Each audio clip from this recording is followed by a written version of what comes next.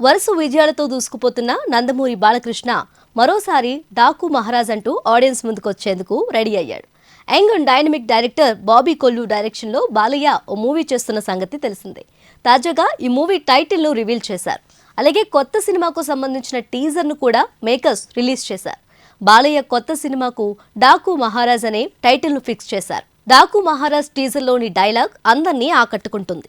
ఈ కథ వెలుగును పంచే దేవుళ్ళది కాదు, చీకటిని శాసించే రాక్షసులది కాదు, ఆ రాక్షసులను ఆడించే రావణుడిది కాదు.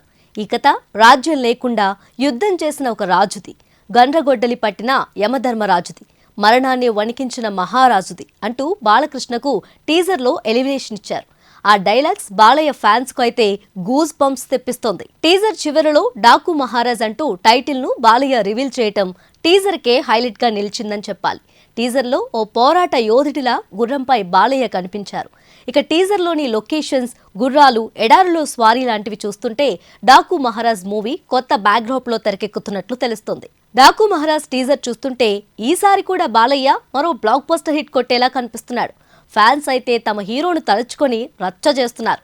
అన్ని వర్గాల ఫ్యాన్స్ ను టీజర్ బాగా ఆకట్టుకుంటుంది. తమన్ బ్యాక్గ్రౌండ్ స్కోర్ అయితే అందరికీ గూస్ బంప్స్ తెప్పించేలా ఉంది. ఇక డాకు మహారాజ్ మూవీ వచ్చే ఏడాది సంక్రాంతి పండుగ కానుకగా జనవరి 12న రిలీజ్ చేయనున్నట్లు మేకర్స్ అనౌన్స్ చేశారు.